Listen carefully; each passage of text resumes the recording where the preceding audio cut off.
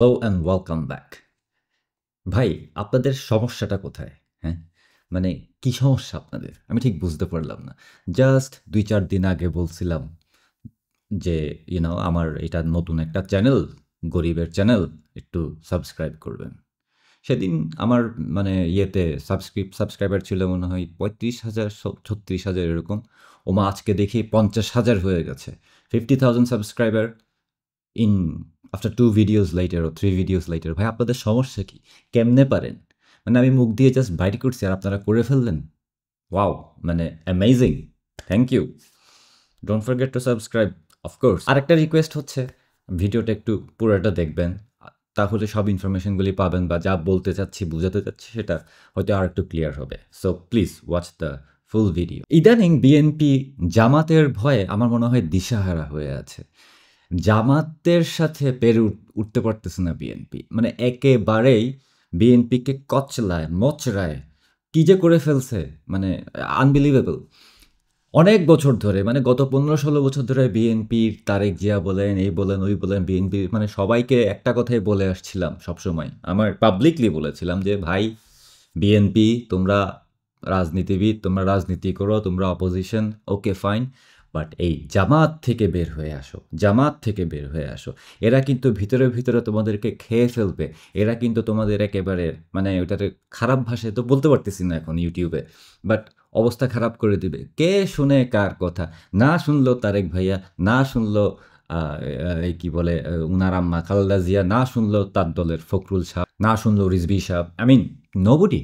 কেউই শুনল না, পাত্তাই দিল না। অথচ এখন দিন শেষে জামাত তার নিজের রূপে ফিরে এসেছে এবং বিএনপিকে সে আসল রূপটা দেখিয়ে দিয়েছে। আমি এটাও শুনেছি যে জামাত শিবির অনেক ট্রাই করছে তারেক জিয়া যেন বাংলাদেশে আসতে না পারে।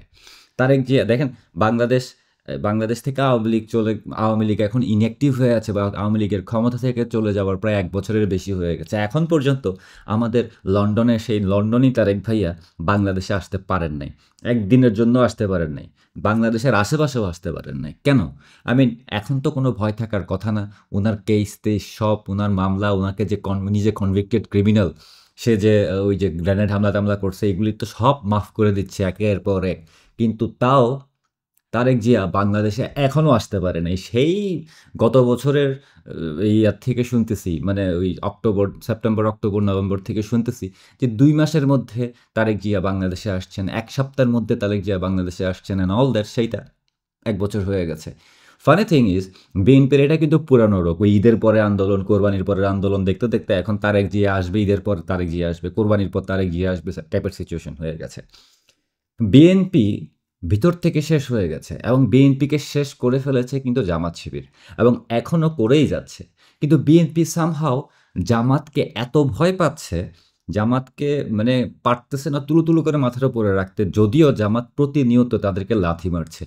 আগে ভিতরে, ভিতরে লাথি মেরেছে, রাইট? পেনিট্রেট করেছে, ইনফিলট্রেট করেছে। বিএনপির ভিতরে জামাত বিভিন্ন জায়গায় পজিশন নিয়ে বসেছিল। ওখান থেকে খারাপ করেছে। কিন্তু এখন জামাত বিএনপিকে সরাসরি থাপ্পড় দিচ্ছে।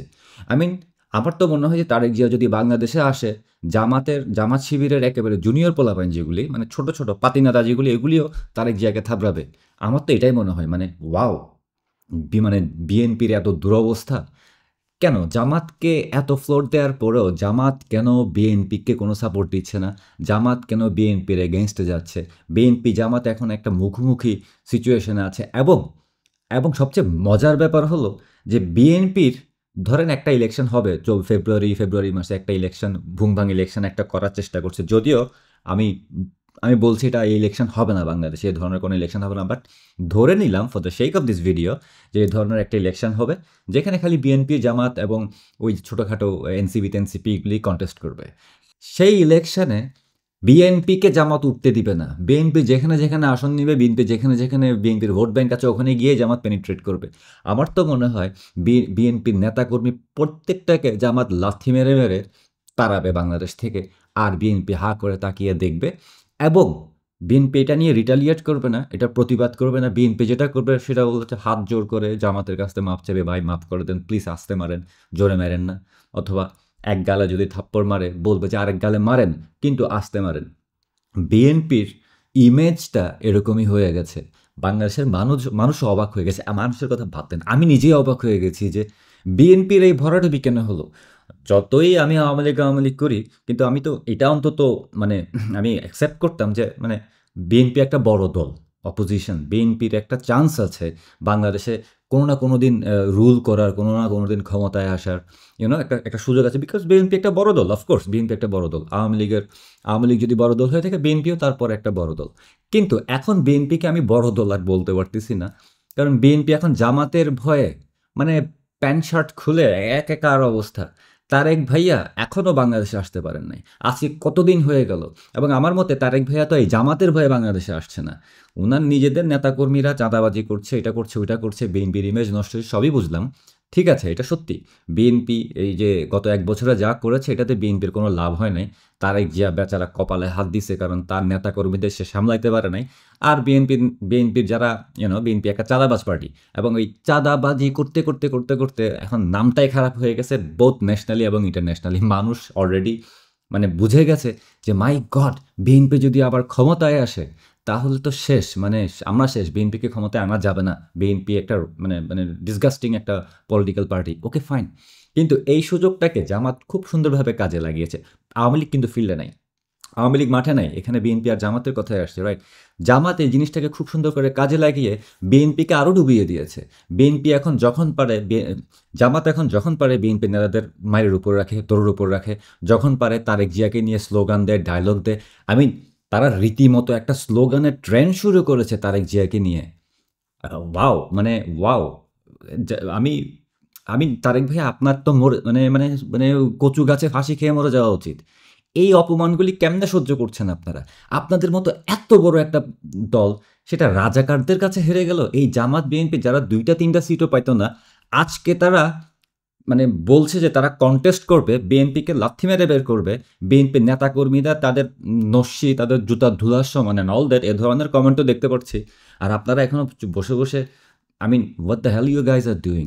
ফখরুল সাহেব কয়দিন পর পর বিদেশে যাচ্ছেন, আজকে নিউ ইয়র্কে যাচ্ছেন, নিউ ইয়র্কে গেছেন অলরেডি, কী কী করতে না করতে, মানে বডিগার্ড হিসেবে, ডক্টর ইউনূসের বডিগার্ড হিসেবে ফখরুল সাহেব, বিএনপির ফখরুল সাহেব নিউ ইয়র্কে গেছেন। Can you imagine? Bodyguard, Fakhrul সাহেব ইউনূসের বডিগার্ড, এটা আনবিলিভেবল।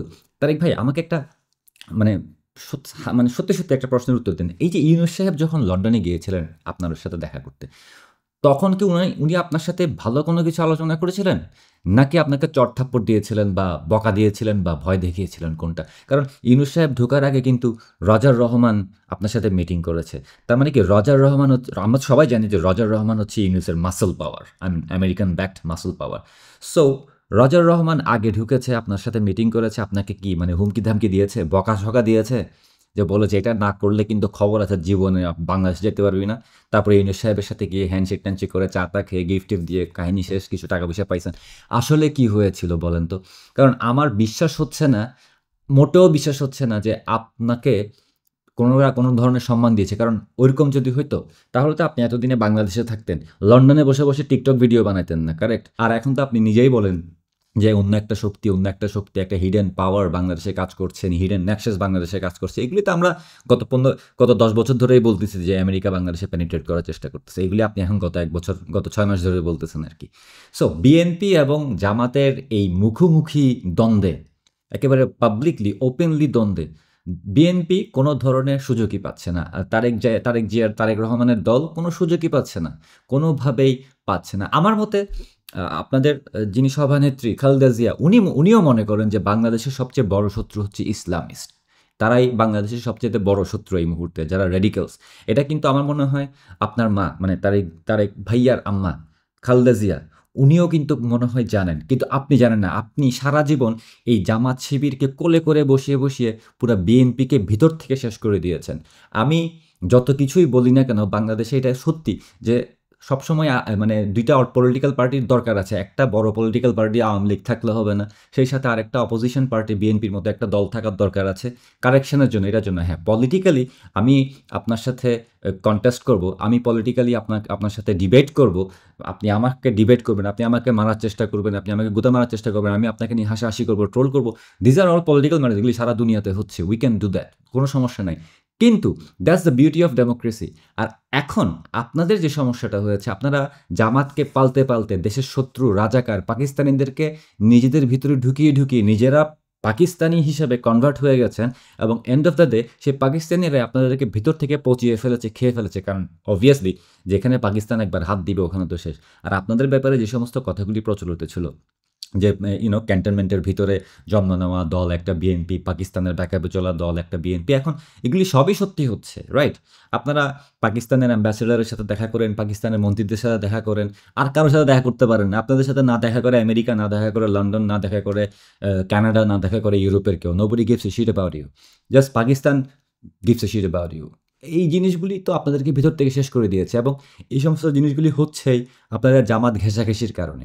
এত মাইর খাওয়ার পরেও, গত এক বছরে এত অপমানিত হওয়ার পরেও জামাতের কাছ থেকে, যে শিবিরের কাছ থেকে, জামাতের পিচ্ছি পিচ্ছি পিচ্ছি পিচ্ছি নেতার কাছ থেকে, ডাকসু ইলেকশন, জাকসু ইলেকশন, এখন চিটাগংয়ের চাকসু ইলেকশন, কী হবে, সব কিছুতেই অপমানিত হয়ে, বারে বারে অপমানিত হয়ে, তাও আপনাদের শিক্ষা হয় না। আপনারা এখনও জামাতকে নিয়ে মানে মানে একটা একটা মানে ইয়া কথাও বলতে পারেন না, একটা কড়া কথাও বলতে পারেন না। জামাতের এত ভয় যে জামাতকে আপনারা কন্টেস্টই করতে পারতেছেন না, একটা মানে রিপ্লাইও দিতে পারেন না ঠিক মতো। কোথায় মানে ঠান্ডা করে দিবেন, মানে কি জামাত এগুলি বলছে, শিবির এগুলি বলছে, এই ঠান্ডা করে দেবে বলে ঠান্ডা করে দিবেন জামাতকে পুরো, সেটা না। কিন্তু উল্টা আমার তো মনে হয় যে আপনারা হাতে পায়ে ধরে জামাতের মাফ চাইছেন। এটা তো ভাই ইজ্জতের ব্যাপার। এখন যতই আপনি আমার অ্যাডভার্সারি হন, যতই বিএনপি আমাদের অ্যাডভার্সারি হয়ে থাকুক না কেন, যতই অপোজিশন হয়ে থাক না কেন, বাট অ্যাটলিস্ট আপনারা একটা বড় party, we have that respect for you যে একটা বড় পার্টি হিসেবে। কিন্তু জামাতের জন্য আমাদের কোনো রেসপেক্ট নাই। বিএনপির জন্য ধরেন একটা ছোটখাটো রেসপেক্ট থাকতে পারে, কারণ বিএনপির বড় পার্টি, বা আশেপাশে তাকালেও বিএনপির লোকজন আমরা পেতাম পেতাম না? আমাদের পরিচিত জনের মধ্যেও বিএনপি সাপোর্টার আছে না? আছে, অবশ্যই আছে। কোনো না কোনো সাইডে থাকে। তার মানে এই না যে তারা আমাদের শত্রু হয়ে যাচ্ছে বা এরকম। হ্যাঁ, পলিটিক্যাল ডিবেট হইতো, ওইটা হইতো, হালকা খোঁচাখুচি হইতো, দ্যাটস ডিফারেন্ট ইস্যু। কিন্তু এখন যেগুলি হচ্ছে সেগুলি দেখে তো আপনাদের অবস্থা দেখে আমার খারাপ লাগতেছে, যে জামাতের পায়ে ধরা বাকি রাখছেন, জামাত সাথে নম করতেছেন, জামাতকে মানে মাথার ওপর তুলে রাখছেন, আর এদিকে সমানে জামাত আপনাদেরকে লাথি মারতেছে, থাবল মারতেছে, অপমান করতেছে, পারলে তারেক ভাইয়ারে বাংলাদেশে এনে থাবড়ায় দুই গেলে, মানে that's how it looks like right now. অথচ আপনাদের কোনো ফিলিংই নেই, কোনো লজ্জাই নেই। You guys should be ashamed. এবং আপনাদের এই মুহূর্তে উচিত, বাংলাদেশে যেহেতু আপনারা পলিটিক্যালি অ্যাক্টিভ আছেন, আমরা কিন্তু পলিটিক্যালি অ্যাক্টিভ না, আওয়ামী লীগ কিন্তু ওইরকম অ্যাক্টিভ না, রাইট? এখনও হয় নাই, যখন হবে তখন আপনারাও থাকতে পারবেন না। কিন্তু যেহেতু এখন আপনারা মাঠে আছেন, চাঁদাবাজি করছেন বিভিন্ন জায়গায়, ব্যবসাপাতি করতেছেন, এই যে চান্দা ভাই বলতেছে, এটা সেটা, এগুলো তো আমরা দেখছি, রাইট? এগুলি ডেফিনেটলি সারা দুনিয়াও দেখছে। এই মুহূর্তে আপনাদের উচিত না এই জামাতরে খেদানো? এই মুহূর্তে আপনাদের উচিত না জামাতের মোচড় দেওয়া? সাহস আছে? আমার মতে আপনাদের সাহসই নাই জামাতের এগেইনস্টে দুইটা কথা বলার। আর সাহসের কথা বাদ দেন, আমি তারেক ভাইকে চ্যালেঞ্জ করতে চাই, দেখিয়ে আমাকে 1 সপ্তাহের মধ্যে বাংলাদেশে এসে দেখিয়ে দেন তো। 1 সপ্তাহের মধ্যে বাংলাদেশে এসে দেখিয়ে দেন, একদিনের জন্য বাংলাদেশে এসে হলে দেখিয়ে দেন যে আপনি পারেন। You can do it. আপনার সেই সাহস আছে, ইউ হ্যাভ দ্যাট কারেজ। আপনি কাওয়ার্ড না, you are not a coward. করেন দেখি, পারবেন নাকি? একদিনের জন্য শুধু বাংলাদেশে আসেন 1 সপ্তাহের মধ্যে, পারবেন না। আপনি এখনও ব্যাকগ্রাউন্ডে ডিল করার চেষ্টা করছেন যে আপনি আসলে কেউ ঝামেলা করবে না, আপনি আসলে কেউ হ্যান করবে না, টের করবে না। এরপরে আপনি ডিল করার চেষ্টা করছেন যে আপনি আসলে আপনাকে ক্ষমতায় আদর করে বসিয়ে দেওয়া হবে। আর আপনার মানে মাথায় কি মানে ডিস্টার্ব হচ্ছে নাকি, কোনো ধরনের লুজ টুজ নাকি, চিন্তা করে দেখেন। কারণ আপনি মনে করছেন যে আপনি এমনি এমনি আসবেন দেশে, ওগুলি সব সেট আপ করে আপনাকে ক্ষমতায় বসিয়ে দিবে একটা ভুয়া ইলেকশন করে, আর আমরা চুপ করে বসে থাকবো। এটা তো আমরা হইতে দিব না। কিন্তু জামাত তো ওইটাও করতে দিবে না। আপনি দেশেও আসতে দিবেন না, ক্ষমতাতে যাওয়া দূরের কথা, উল্টা জামাত আপনার জায়গায় ক্ষমতায় গিয়ে বসে থাকার প্ল্যান করতেছে। সো তারেক ভাইয়া, আপনার যদি মনে হয় যে আপনার সেই সাহস আছে, you are not a coward, একদিনের জন্য আগামী 1 সপ্তাহের মধ্যে বাংলাদেশে এসে দেখিয়ে দেন। ভাই আমি পার্সোনালি ফেসবুকে আপনার একটা সালাম দিব, সোশ্যাল মিডিয়াতে ইউটিউবে একটা সালাম দিব, একটা স্যালুট দিতে তো কোনো সমস্যা নেই তারেক ভাইয়াকে। আপনি যদি এটা করতে পারেন, আমি আপনাকে একটা স্যালুট দিব পার্সোনালি। আমি আপনাকে কোনোদিন আজ পর্যন্ত স্যালুট দিই নাই, কিন্তু একটা সালাম তো দিবই যদি এটা করতে পারেন। এবং জামাতরে যদি খেদাইতে পারেন বাংলাদেশ থেকে, জামাতরে যদি সোজা করতে পারেন, জামাতরে যদি হটাইতে পারেন, ভাই আপনি হিরো। আপনারা আমি হিরো বানাই দিব, কোনো সমস্যা নাই। আমি পার্সোনালি আপনাকে হিরো বলে ডাকবো, কারণ আমার কাছে বাংলাদেশের শত্রুদের যে লাথি মারতে পারবে তারাই আমার কাছে হিরো। আওয়ামী লীগ জামাতরে সবসময় দৌড়ের উপরে রাখছে, সেজন্য আওয়ামী লীগ আমার কাছে হিরো। আপনি যদি করেন, আপনি আমার কাছে হিরো। আমি তো আর পলিটিশিয়ান না, আমি মন্ত্রীও হব না, এমপিও হব না, কিছু হব না। আমি দেখবো আমার দেশ কেমন আছে। আর আমার দেশ যদি আমার দেশের কোনো একটা পলিটিক্যাল পার্টি যদি শত্রু দেশের কোনো একটা সাপোর্টেড পলিটিক্যাল পার্টির সাথে মানে ইলিউলো খেলে, আমি তো সেটা মেনে নিব না। এই মুহূর্তে আপনারা সেটাই করছেন, সারা বছর করে আসছেন, এখনও করে যাচ্ছেন, এত মাইর খাওয়ার পরও, জামাতের কাছ থেকে অপমানিত হওয়ার পরও করে যাচ্ছেন। বাট আলটিমেটলি এখন একটু ডিফারেন্ট কিছু করে দেখান। মানুষের রেসপেক্টও তো একটা ব্যাপার আছে, রাইট? মানুষ যদি আপনাকে হিরো বলে, নিজেকে নিজে হিরো বললে হবে না, মানুষ আপনাকে হিরো বললেই তো এটা বড় একটা ব্যাপার। সো এই ধরনের কোনো কিছু যদি চান, দেন ডু ইট। আর যদি মানে ধরেন অত জোর না থাকে, মাথায় অত ঘিলো না থাকে, ইউনো ভীতু হয়ে থাকেন, কাওয়ার্ড হয়ে থাকেন, কাপুরুষ হয়ে থাকেন, তাহলে ঠিক আছে ভাই, আপনি লন্ডনে আছেন, লন্ডনে থাকেন, জামাতের পা চাটেন, জুতা চাটেন, ওদের জুতা পরিষ্কার করেন, কাপড় চোপড় ধোন, do all the things that you have been doing all this years, no problem. Sorry for my non stop rant, but আমার এগুলি বিএনপিকে বলার দরকার ছিল। কারণ একটা জোরে সোরে ধাক্কা না দিলে, অবশ্য ধাক্কা দিলেও কোনো লাভ হবে না, কারণ এটা তো তারেক ভাইয়ার তো আসলে এটা ছাড়া কিছু বুঝে না। যদি বুঝতো তাহলে কি আজকে এই দিন দেখতে হইতো। Have a good one.